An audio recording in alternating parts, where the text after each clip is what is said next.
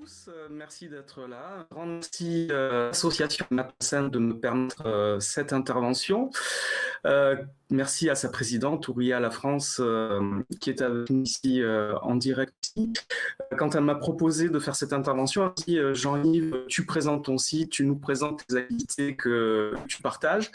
Donc c'est ce que je vais essayer de faire, mais je voudrais quelque chose qui soit vraiment utile et que vous utilisez. Donc, mon but, c'est que dans 30 minutes, vous soyez capable d'utiliser un exerciceur fait avec GeoGebra.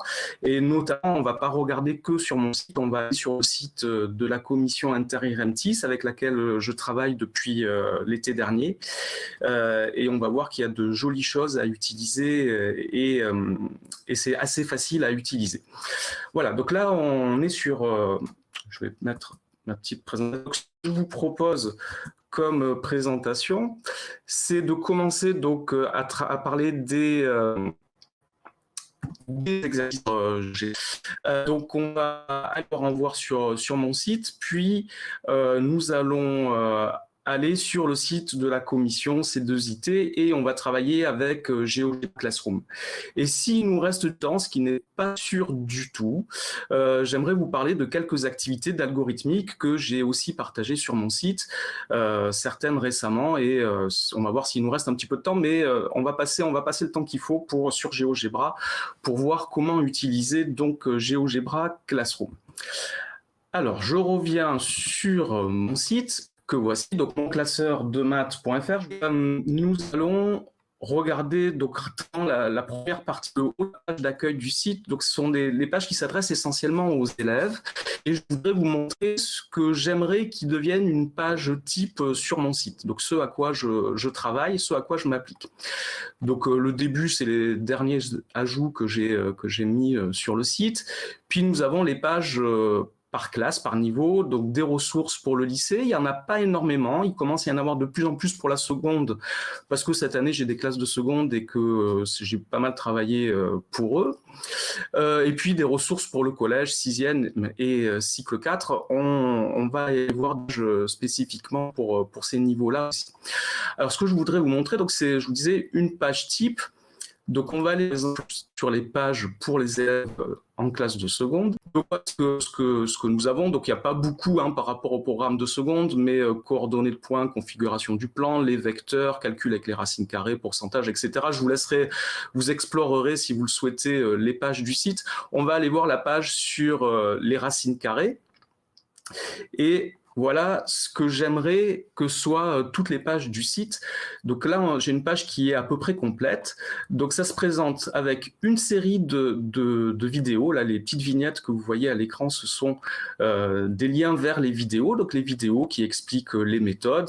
Moi, je travaille en classe inversée avec mes élèves, donc ils ont des feuilles de leçons à compléter en regardant les vidéos. Il peut y avoir des exercices corrigés et en dessous qui ne veulent pas s'afficher parce qu'il y a un problème Internet. Et dessous, vous avez les exerciceurs. Alors, les exerciceurs, je vais aller sur... Donc, les exerciceurs, ce sont des exercices qui donnent à l'élève un retour immédiat de leur réponse. Donc, les élèves répondent à l'exercice directement sur la page du site, mais on va voir qu'il y a d'autres moyens d'accéder aux exerciceurs. Et ils ont tout de suite un retour. Alors, je reprends de faire défiler ma page. Donc là, ils disaient sur cette page-là, et le but, c'est vraiment pour moi de développer le travail, d'encourager le travail en autonomie des élèves. C'est-à-dire que sur une page, les élèves ont les vidéos, donc ils ont toute la leçon, toutes les explications nécessaires, et les exerciceurs pour s'entraîner tout seul en autonomie.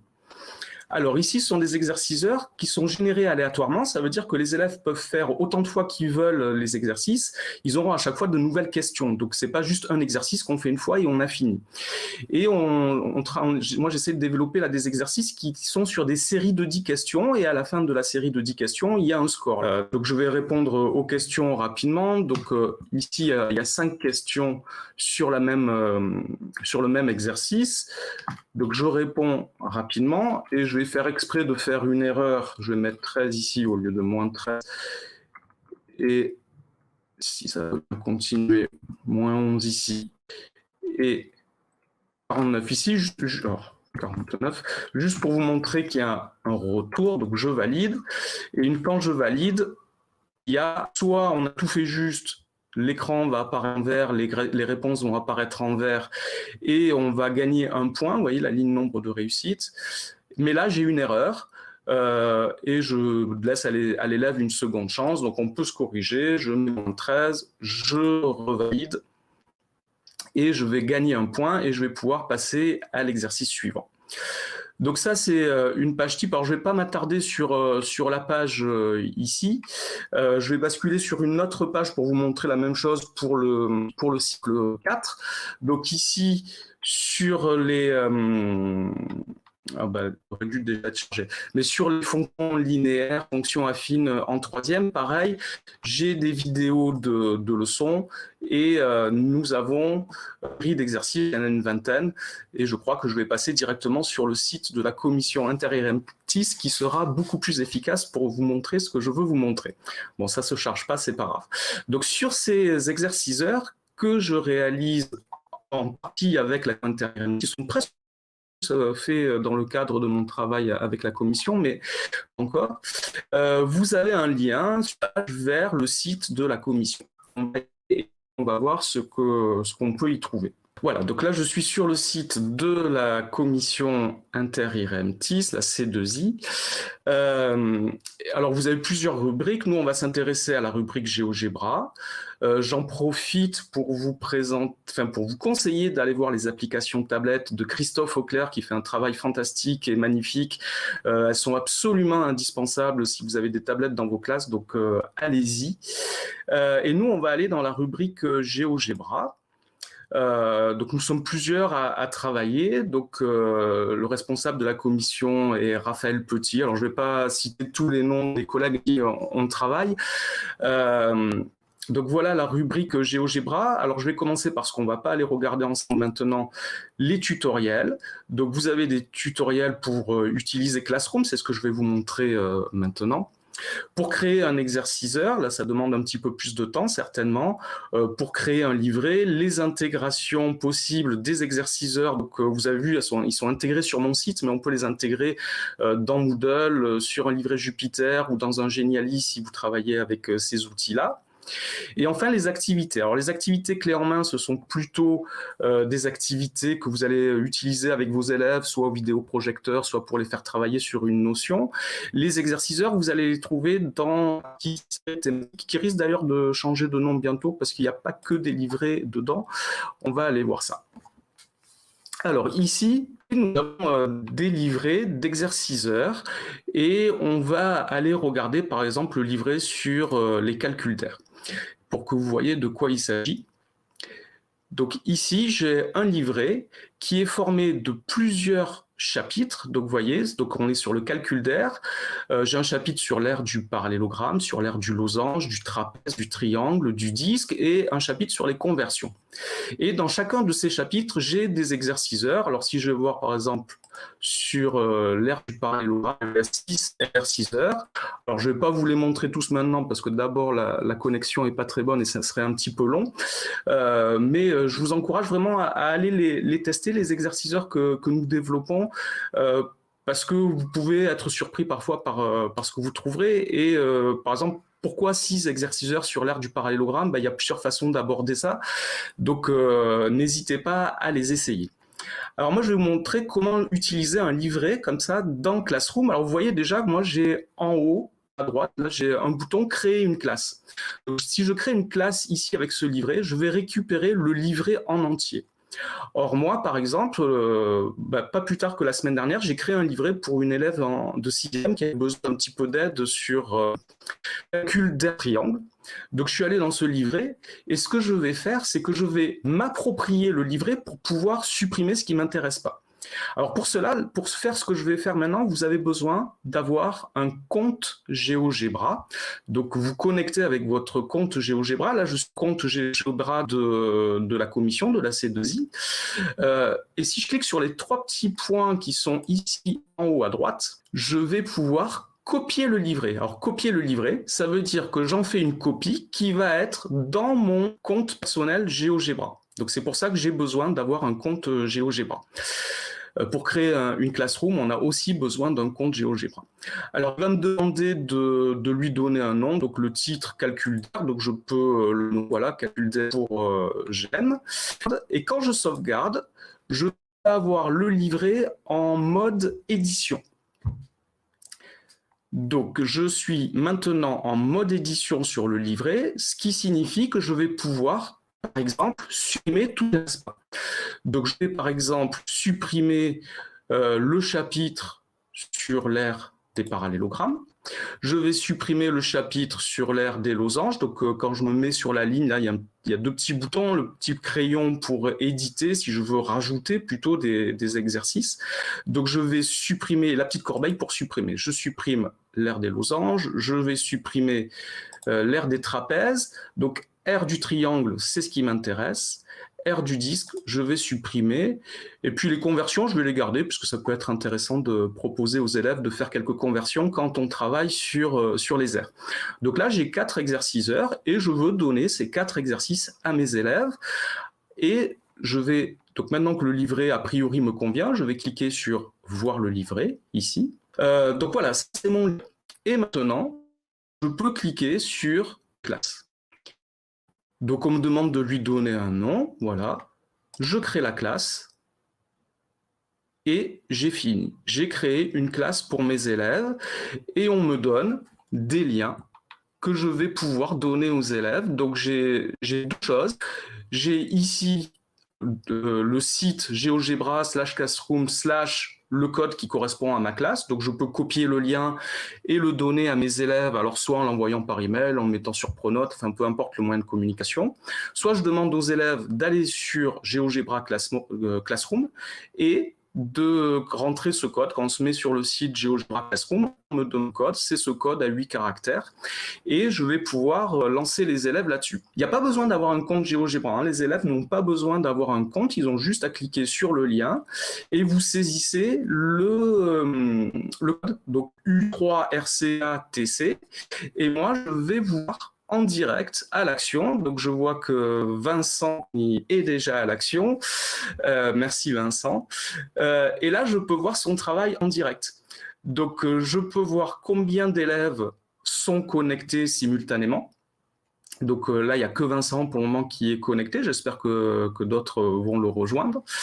Je peux anonymiser. En fait, si par exemple je projette, si j'ai un vidéoprojecteur et que je projette les travaux des élèves pour en discuter, par exemple, il y a une question, on va voir qu'on peut rajouter des questions dans les livrets, dans les activités. Donc je peux anonymiser pour ne plus voir les élèves. Je vois qu'il y a 3 élèves qui sont en train de se connecter. Donc, je peux afficher les noms ou... Et puis, par exemple, si je veux... tout le monde m'écoute pendant que je donne des consignes, je peux, par exemple, mettre en pause et reprendre quand j'ai fini. Voilà. Donc là, je vois qu'il y a du monde qui est en train de... Oh, bah, il y a pas mal de monde que je connais. Donc, j'ai mis dans le chat le lien vers GeoGebra Classroom et le code à rentrer pour aller dans la classe. Alors, je vois beaucoup d'élèves, ça fait plaisir, merci à tous. Et vous voyez que la création de la classe, en utilisant les ressources mises à disposition par la commission inter-IREMTIS, ben, j'ai de quoi déjà me faire une séance d'exercices très intéressante. Alors, je vous montre ce que ça donne. Donc moi, là, j'ai une vue d'ensemble des élèves. Mais je peux aller sur le menu de gauche ici, j'ai tous les exercices qui sont disponibles sur triangle d'aire donnée. Je peux voir que j'ai des élèves sur 26 qui sont en train de faire pour chacun de ces élèves où il en est. Donc, par exemple, je peux voir ce que Michael est en train de faire. Je clique sur la vignette de Gaël. Là, j'ai vraiment pris des exerciceurs dans un livret, donc j'ai sélectionné ceux qui m'intéressaient Et j'ai créé la classe et vous voyez, donc moi je suis sur le premier exerciceur, je vois ce que chacun fait et je passe chaque exerciceur. Donc là par exemple la tâche 2, donc c'est le deuxième exercice, je vois qu'il y a 7 élèves qui sont en train de travailler dessus, 8 maintenant. Alors un petit quelque chose, tiens, je vois que Aline a allumé un voyant rouge. Je vous mets en pause juste pour vous montrer pour que vous rebasculez sur mon écran. Là je suis dans l'interface professeur. Sur les exercices qu'on développe à la commission, vous avez 3 boutons toujours. Vous avez le bouton suivant pour passer à l'exercice suivant, valider sa réponse, et vous avez un bouton Help. Moi, quand je suis dans ma classe, j'ai cet écran sous les yeux. Si je vois qu'un écran est rouge, qu'un élève a une difficulté, il ne sait pas comment avancer, il ne sait pas comment résoudre l'exercice et qu'il a besoin d'aide. Donc plutôt que l'élève lève la main et s'affiche devant les autres élèves, ce qui peut être gênant, ce qui n'est pas forcément gênant dans les classes, mais ça pourrait l'être, ça permet à un élève de demander discrètement de l'aide. Et moi, si je suis sur la console professeur, je vois tout de suite que j'ai un écran rouge qui apparaît et je peux aller porter secours à l'élève en difficulté. Voilà, donc je vais vous montrer d'autres choses. Donc je vais fermer ceci. Donc je reviens à la vue d'ensemble de la classe. Donc quand les élèves ont terminé, là, il y a un score sur 10 à la fin de l'exercice. Donc si l'élève laisse la page avec le score sur 10, je verrai le score qu'il a laissé. Alors ça, c'est reprendre un livret avec des exerciceurs. Maintenant, je vais vous montrer comment reprendre un exerciceur et l'améliorer pour le compléter plutôt, pour travailler dessus. Donc, je reviens sur la page de la commission Inter-IREMTIS et je vais aller, par exemple, sur le livret rotation. Et je voudrais leur donner un exercice à faire pour vérifier qu'ils ont bien compris ce qu'ils ont vu dans la vidéo. Donc ici, je suis dans le livret rotation, donc j'ai une dizaine d'exercices. Moi, ce qui m'intéresse, c'est juste le tout premier exercice, c'est le plus facile de tous. C'est juste pour voir si l'élève a compris. Alors, c'est peut-être pas un exemple, peut-être que ça à trouver, mais dans vous donnez le point A', qui est l'image du point A par rotation qui est donnée, donc de 100 degrés dans le sens direct. En fait, il y a une série d'indications et à chaque fois l'angle de la rotation est généré et on a un grillage polaire et l'angle entre chaque demi-droite est de donc c'est facile, là la page est en train de se charger, de prendre le prime et de positionner pour l'image du point A dans la rotation qui est donnée. Alors, ce que nous avons copié le livret. Donc, je vais positionner, donc on doit positionner le point A'. Donc là, je suis désolé, il y a du décalage dans ce que je fais, donc je vous montre juste, je positionne le point A' où je souhaite.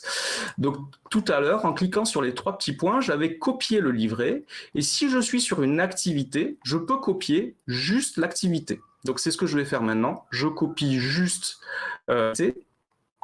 alors, comme tout à l'heure, quand je copie l'activité, elle est maintenant dans mon espace personnel de GeoGebra, sur mon compte GeoGebra, et quand je la copie, je suis en mode « Donc, voilà, elle s'appelle « Copie », pas pour le moment.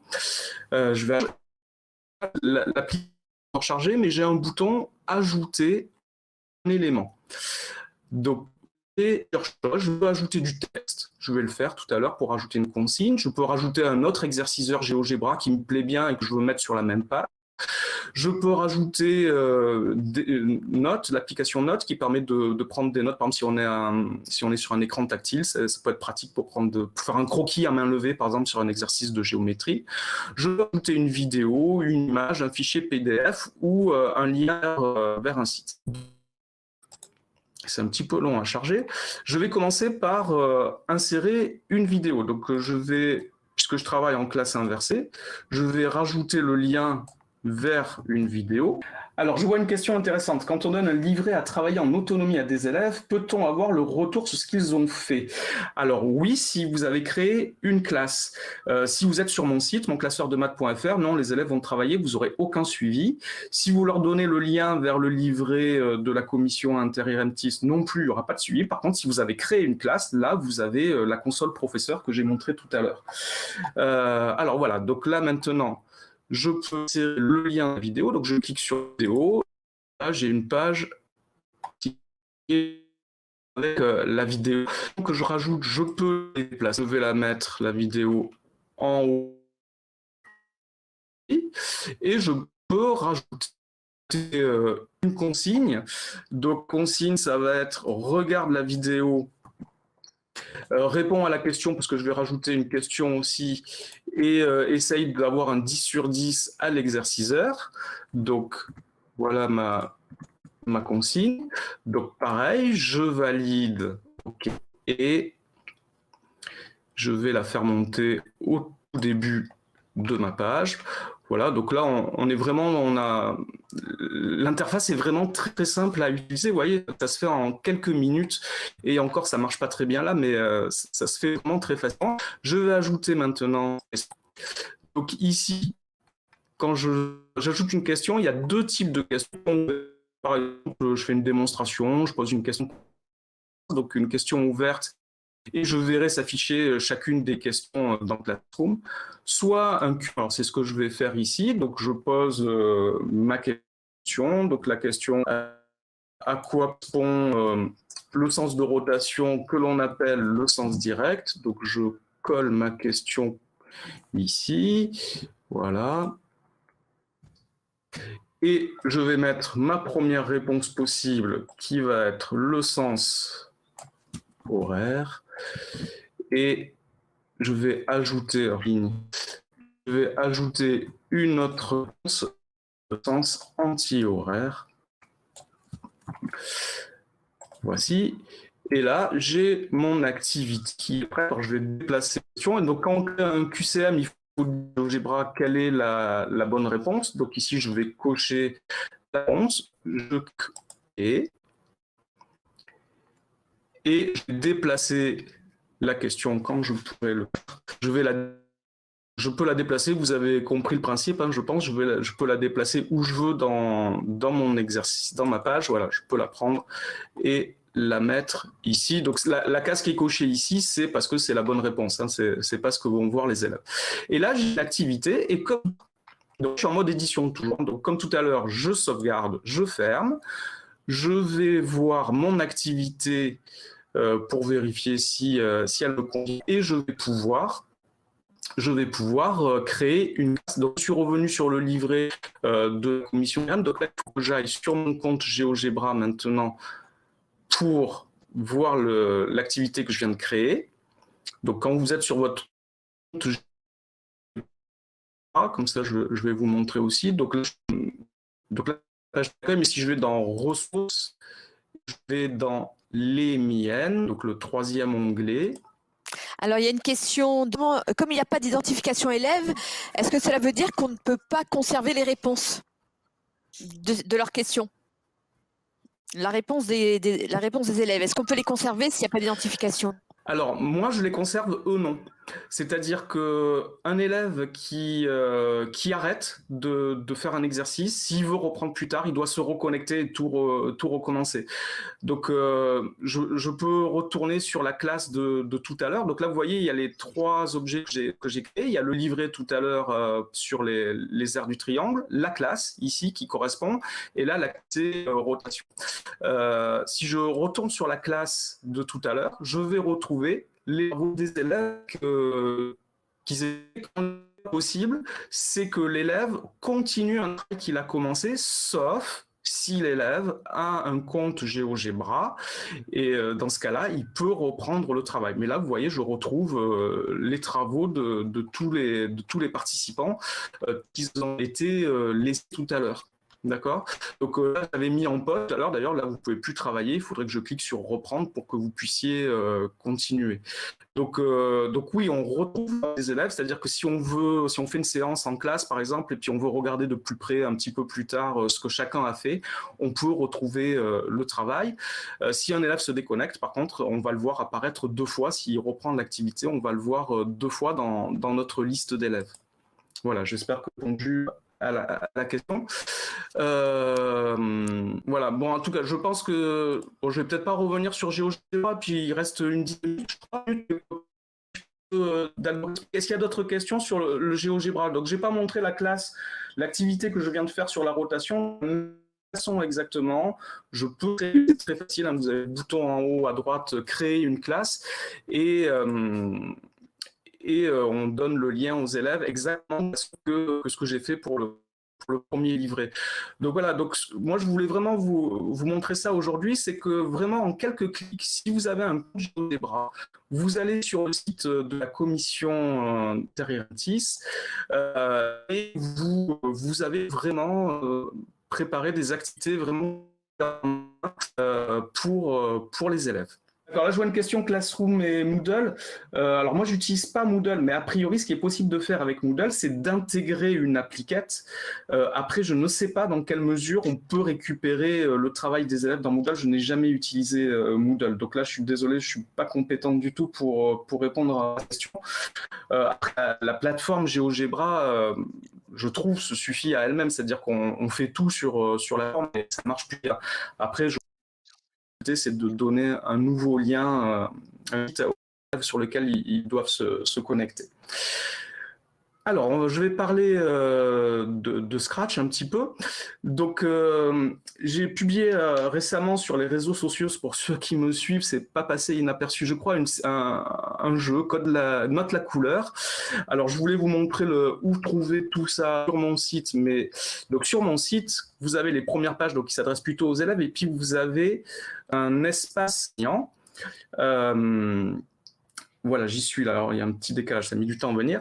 Et si vous allez dans l'espace enseignant collège, tout en bas, vous avez un répertoire qui s'appelle algorithmique Scratch et vous avez plusieurs activités. Et la dernière, Note la couleur, c'est celle dont je vais vous rapidement maintenant pour commencer. Il y a d'autres choses dont j'aimerais vous parler. Donc voilà, alors si l'image se charge, ça sera déjà ça. Donc moi je l'ai sur mon écran, ça va arriver sur le direct bientôt je pense. Donc voilà, donc il s'agit de flashcards, de cartes autocorrectives, il y en a 120, il y a 6 séries de 20 cartes qui sont prévues pour travailler des thèmes différents. Donc la première série, il s'agit de travailler sur les déplacements relatifs et absolus. La deuxième série c'est pour les boucles répétées, la troisième série c'est pour les instructions conditionnelles, la quatrième série pour les boucles répétées jusqu'à ce que. La cinquième série, on travaille avec des variables. Et la sixième série, on reprend tout ça et on ajoute des blocs personnalisés. J'ai marqué fonction sur le site, mais c'est les blocs personnalisés de Scratch. Donc il y a 20 cartes par série. Et en fait, l'idée, c'est de présenter ça un petit peu comme un jeu de plateau. Donc l'idée, c'est de faire évoluer un lutin sur cette grille et régulièrement de noter la couleur sur laquelle de la case sur laquelle le lutin il se situe. En fait, dans ces déplacements, le lutin va rester au centre des cases et on va noter donc la couleur, c'est le nom de l'activité. Donc voilà à quoi ressemble une des cartes de l'activité. Donc ici, on travaille les blocs répétés jusqu'à ce que. Donc j'ai un programme et ce programme correspond donc au déplacement d'un lutin. Et le but pour les élèves, c'est de restituer les déplacements du lutin. Et à chaque fois qu'ils voient le bloc Note la couleur, à chaque fois qu'on arrive dans l'algorithme à ce bloc-là, on doit écrire la couleur. Donc on a un document réponse et on note la couleur. Et on arrive comme ça à avoir une série de 4, 5, 6, peut-être 7 couleurs au maximum. Et au dos de chaque carte, il y a donc une carte recto. Au dos de la carte, il y a la réponse.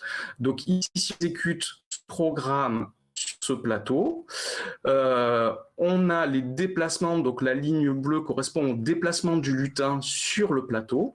Et les points jaunes correspondent à la position du lutin à chaque fois qu'on arrive sur le bloc Note la couleur. Et donc ici, la réponse que les élèves auront dû noter sur leur feuille réponse, c'est vert, rose, orange, jaune, noir. Donc l'idée ici, c'est encore une fois, c'est de faire travailler les élèves en autonomie, hein, puisqu'ils ont des cartes, c'est le principe des flashcards, hein, j'ai rien inventé. Donc voilà ce que ça donne en situation, ça c'est mes élèves de 5e, donc ils ont un pion qui positionne sur le plateau et ils suivent les déplacements. Donc je les fais travailler en binôme sur cette activité. Et par exemple les 5e, sur la première série de cartes en En 40 minutes, j'ai des groupes qui avaient résolu 5 cartes et d'autres qui avaient résolu les 20 cartes. En fait, j'ai mis fin à l'activité quand un groupe avait résolu les 20 cartes. Je ne pensais pas que c'était faisable en 40 minutes, en fait, sur la première série. Alors, mon idée, c'est pas d'utiliser que cet outil pour travailler l'algorithmique. Il faut bien qu'on soit d'accord, on fait aussi de la programmation sur ordinateur. Là, c'est une activité qui est complètement débranchée. Donc, c'est un outil parmi d'autres. Et en fait, mon idée, c'est que, par exemple, les 2 premières séries de cartes pourraient se faire en 5e, les 2 suivantes en 4e et les 2 dernières en 3e. Ça fait un petit peu une scène de tout ça. Alors, moi, ce que j'aimerais dire 2 mots aussi sur pourquoi j'ai fait ça. Ça a été pas mal de travail et j'avais une idée quand même derrière la tête. Et moi, je fais un constat quand je travaille sur Scratch avec les élèves, et je suis dans un établissement très favorisé, je pense, c'est qu'il y a toujours des distractions quand on travaille sur Scratch. C'est-à-dire que j'ai toujours un élève de 6e qui va préférer aller colorier le petit lutin plutôt que de programmer. Et moi, dans l'établissement Scratch, c'est en ligne, on travaille avec des Chromebooks, donc on est sur Internet, donc il y a tout plein de gens, il y a toujours un email, un message qui va arriver. Donc mon idée, c'est de permettre aux élèves d'être vraiment concentrés sur les scripts. Alors ça ne veut pas dire qu'il y a des élèves qui ne vont pas faire autre chose, bien sûr, mais j'évite tous les écueils qui sont dus à l'utilisation des ordinateurs. Donc ça, c'est une première chose. Deuxième chose, on demande à nos élèves de programmer sur Scratch, mais encore faut-il qu'ils aient des références. Donc l'idée, c'est aussi qu'ils se familiarisent avec des scripts propres, entre guillemets, voir que, bah oui, quand on programme des déplacements, il y a une initialisation, où on se trouve, il y a un début, une initialisation, une fin. Moi, j'aime bien mettre le bloc surtout quand on termine le programme. Donc c'est bien que les élèves voient des scripts qui fonctionnent et se familiarisent avec ça. J'espère que ça les aide pour la suite à faire leur propre programme. Alors, le troisième point, pour moi, il peut paraître un peu abusif parce que la méthode essai-erreur sur Scratch, c'est un des plaisirs de la programmation. C'est-à-dire que moi aussi, quand je programme avec mes lycéens, quand je fais des programmes sur Python, des fois, je me trompe. Et c'est ça qui est bien avec la programmation, c'est qu'on essaye, on essaye une autre méthode si on se trompe, etc. Donc, la méthode essai-erreur, c'est pas du tout quelque chose que je n'aime pas. Enfin, c'est quelque chose qui participe au plaisir de la programmation et qui fait que certains élèves y trouvent leur compte.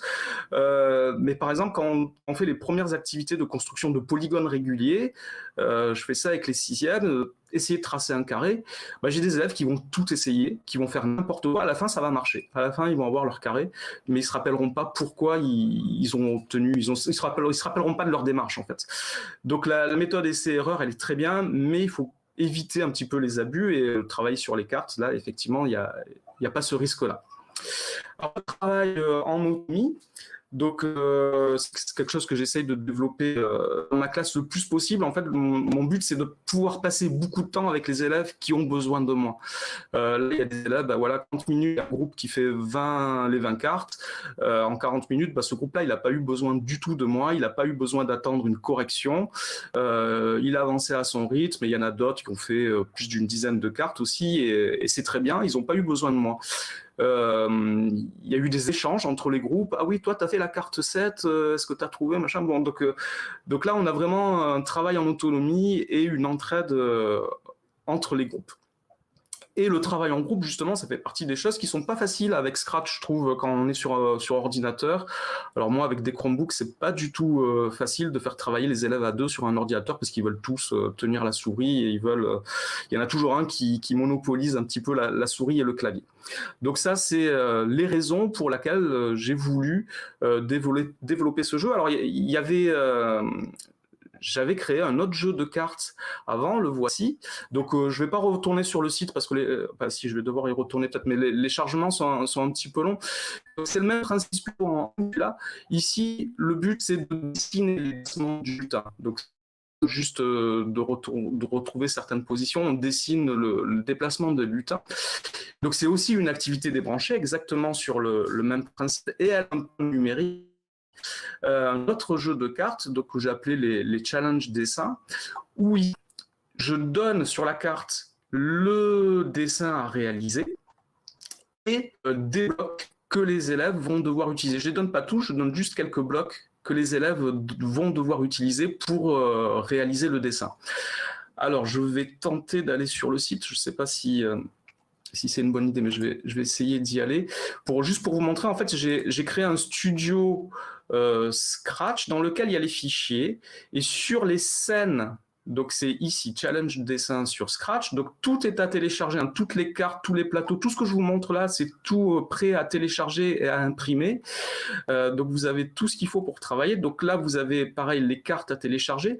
La seule contrainte, ce que je vous demande, c'est de laisser vos sources quand vous téléchargez. Tout est en licence Creative Commons. La seule chose que vous avez à faire, vous téléchargez, vous imprimez, vous laissez la source sur les documents. En général, il y a marqué mon classeur de maths.fr et c'est tout. Donc là, vous avez un lien vers le studio que j'utilise pour cette activité Scratch. Alors ça arrive, voilà, donc il y a 24 dessins à réaliser, et donc il y a les fichiers aussi, si vous travaillez en local dans le fichier, donc là j'ai ouvert le 10e exercice, il n'y a pas de script, mais sur la scène, donc sur l'arrière-plan du fichier, il y a le dessin que les élèves doivent réaliser. C'est-à-dire qu'ils doivent réaliser un dessin qui se superpose exactement sur le dessin qui est réalisé. C'est-à-dire qu'ils ne peuvent pas dessiner, par exemple là c'est une croix que je suis en train d'ouvrir, si ça veut bien s'afficher. Ils doivent dessiner exactement le même dessin. Alors là encore, j'ai quelque chose qui n'est pas vraiment autocorrectif parce qu'il ne va pas y avoir de retour, mais les élèves voient directement si leur dessin correspond à ce qu'ils ont comme mission de dessiner. Donc voilà l'exercice qui arrive lentement. Bon, je vais peut-être pas attendre que ça s'ouvre, c'est pas grave. Donc là, sur la carte jaune que vous avez à l'écran, ça correspond au résultat, ça. Et vous avez la même chose, mais c'est tracé en vert au lieu d'être tracé en bleu sur le fond d'écran que vous avez sur Scratch. Voilà, alors tout ça, c'est très bien. Moi j'aime beaucoup la programmation et se contenter de faire des dessins avec Scratch c'est un petit peu dommage. Moi cette année je travaille j'ai des élèves de seconde et quand je vois ce qu'on fait en seconde, je me dis que ça serait bien aussi de préparer nos élèves du collège à ce qu'ils vont devoir faire en seconde avec Python.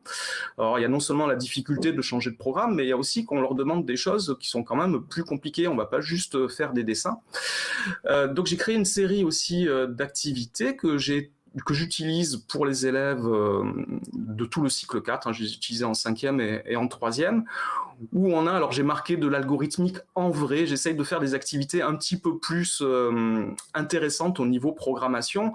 Par exemple, là, c'est sur l'activité, je vais zoomer un petit peu, ranger 3 nombres dans l'ordre. Alors, il y a 3 méthodes différentes que j'ai faites en activité sur Scratch. Il y a 24 fiches aussi comme ça qui sont disponibles sur mon site prêtes à être imprimées. Alors là, il ne s'agit pas du tout d'un travail en autonomie, c'est vraiment une activité de classe. Et elles sont toutes présentées de la même façon. Donc je présente le problème. Donc ici, c'est assez simple, ranger 3 nombres dans l'ordre croissant. Évidemment, ici, on est sur des choses assez compliquées. Je ne demande pas aux élèves d'écrire le programme en entier. Donc, je leur donne le programme à compléter. Alors, suivant les exercices, il y a plus ou moins déjà de choses que je leur donne. Donc ici, vous voyez, il y a le programme principal avec les 4 fonctions, les 4 blocs personnalisés. Le programme principal est donné. Il y a un bloc personnalisé qui est donné en entier. Un bloc pour lequel je donne la structure. Et les 2 autres blocs, je ne donne rien. Donc j'explique un petit peu comment ce programme doit fonctionner. Ensuite, je leur donne tous les blocs qu'ils doivent utiliser pour faire le programme et j'essaye de rajouter une question pour ceux qui seront en avance dans le travail. Si je regarde le travail d'à côté, donc ici, déterminer une valeur approchée d'une racine carrée, donc méthode, c'est un exercice typique qu'on fait en Python en seconde. Donc j'ai une autre activité d'abord qui vient avant celle-là où c'est juste déterminer une valeur approchée de racine carrée de 2. Et là, en fait, on améliore le programme en faisant choisir le nombre dans l'interface, en faisant choisir le nombre à l'utilisateur dont on cherche la racine carrée. Donc pareil, je présente le problème, je donne la structure du programme et je l'explique. Par exemple, s'il y a des variables, j'explique à quoi correspondent chacune des variables, tous les blocs à utiliser, et des questions supplémentaires pour les élèves qui vont aller un petit peu plus loin. Donc, si vous regardez ces activités sur le site, alors les toutes premières, c'est des choses un peu basiques. Hein, c'est par exemple en 5e, travaille sur les priorités opératoires, donc c'est juste des programmes de calcul. Mais rapidement, on arrive à des choses un petit peu plus intéressantes. Par exemple, trouver une valeur approchée de pi avec la formule de Wallis. Donc là, on travaille là-dessus en 3e. Alors évidemment, les élèves ont besoin d'aide, hein, c'est pas des choses très faciles, mais ça leur permet de résoudre des problèmes vraiment informatique pour le coup et pas juste faire des dessins. Donc là, je vous ai montré quelques activités qui sont complémentaires. Il n'est pas question pour moi de dire on va faire que du débranché, on va utiliser que les cartes flash. On fait aussi de la programmation et on essaye de faire de la programmation qui soit de la vraie programmation. Je ne sais pas si c'est la bonne expression. Donc, y a-t-il une partie orale? Oui, alors ces activités-là, moi, je donne juste les documents, pas le déroulé de la séance. Ce que je propose, après, c'est à chacun de s'approprier. Mais oui, j'arrive pas à passer l'activité comme ça aux élèves. Je leur laisse un moment de réflexion, en fait, sans l'ordinateur. Essayer de réfléchir comment on fait pour ranger 3 nombres dans l'ordre croissant. Et on se rend vite compte que sans utiliser de variables intermédiaires, c'est compliqué, enfin c'est même pas possible. Après, on utilise une méthode, par exemple, en utilisant les listes sur Scratch. On peut travailler avec des listes. C'est très très facile de travailler avec les listes sur Scratch et c'est, je pense, une bonne approche pour ce qu'ils font après en seconde ou en première. Les listes, c'est au programme de première seulement. Donc oui, bien sûr qu'il y a une discussion avec les élèves. Alors moi, ce que je fais, c'est que je leur donne la feuille, j'explique le problème, je vérifie que tout le monde a bien compris ce qu'on veut faire, et puis je leur laisse un moment de réflexion sans ordinateur. Alors ils ont quand même un petit peu des pistes avec le document, parce que le programme est à compléter, donc il y a quand même des pistes. On en rediscute, et puis après on prend l'ordinateur, et puis on voit ce que ça donne. Alors évidemment, hein, l'algorithmique, c'est toujours un petit peu difficile à gérer parce qu'il y a des élèves, enfin moi j'ai des élèves qui vont faire ça en très peu de temps, qui vont faire ça très très rapidement, et puis j'en ai d'autres pour qui il va falloir que je donne vraiment des clés avec qui je vais devoir faire le programme pas à pas avec eux.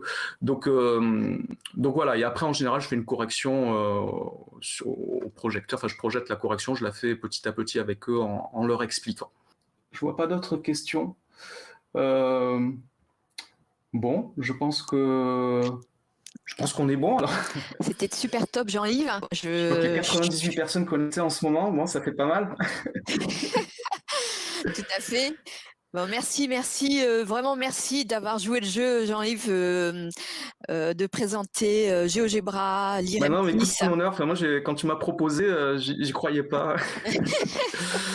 Non, mais ça m'a fait très plaisir, et puis je serais très content de refaire ça à l'occasion. Ah, je l'ai noté, je l'ai entendu, et tout le monde l'a entendu. Donc, okay. C'est avec plaisir. Merci pour tout, merci pour toutes, pour tous. Donc, je vais vraiment merci. Très bien, merci, au revoir, je coupe.